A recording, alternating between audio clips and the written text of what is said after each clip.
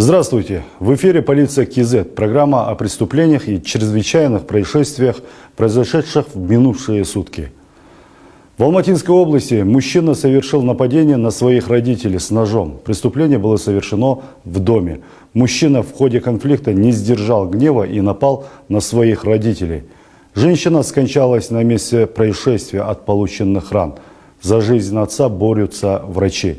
Виновное лицо в совершении преступления задержано. Проводится досудебное расследование.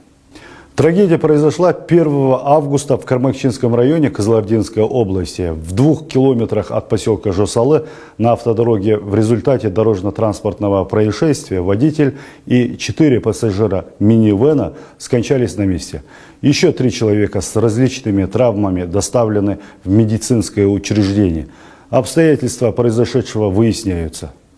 В отношении жителя Нур-Султана проводится досудебное расследование по факту заведомо ложного доноса. Житель столицы сообщил в полицию, что он стал жертвой ограбления.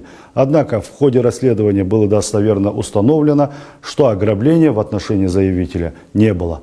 Как выяснилось, лжепотерпевший позвонил на пульт 102 от безысходности, так как супруга требовала денежные средства для оплаты квартиры. В тот день теперь уже подозреваемый, придя домой после работы, сказал супруге, что получил зарплату, но по дороге был ограблен неизвестным мужчиной, которому удалось скрыться. Но далее супруга вынудила его позвонить в полицию и написать заявление о произошедшем. В целом, за прошедшие сутки по стране зарегистрировано 734 уголовных правонарушений, из которых раскрыто 444. Всего совершено 4 убийства, 6 изнасилований, 32 наркоправонарушения, 8 случаев умышленного причинения тяжкого вреда здоровью, 18 грабежей. Зарегистрировано 52 чрезвычайных ситуаций, из них 7 природного и 45 техногенного характера. Поступило 11 сообщений об иных происшествиях, при которых погибли 6 человек, из них 1 несовершеннолетний. Осуществлено 348 аварийно-спасательных выездов. При этом спасены 22 человека и эвакуированы 76 человека. Зарегистрировано 37 ДТП. При этом получили травмы 57 человек. Погибли 9 человек. В связи с участившимися трагическими случаями на водоемах хотелось бы обратить особое внимание на ответственность родителей за нахождение детей вблизи водоемов, поливных арыков и каналов. Настоятельно рекомендуем систематически прививать детям правила поведения на воде. Нельзя без сопровождения взрослых находиться вблизи водоемов и рек, и тем более купаться.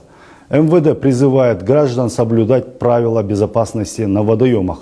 При нахождении в местах отдыха на водоеме не допускается: первое, входить в воду и купаться в состоянии алкогольного и наркотического опьянения. Второе, прыгать в воду с лодок, катеров, причалов, а также сооружений, не приспособленных для этих целей.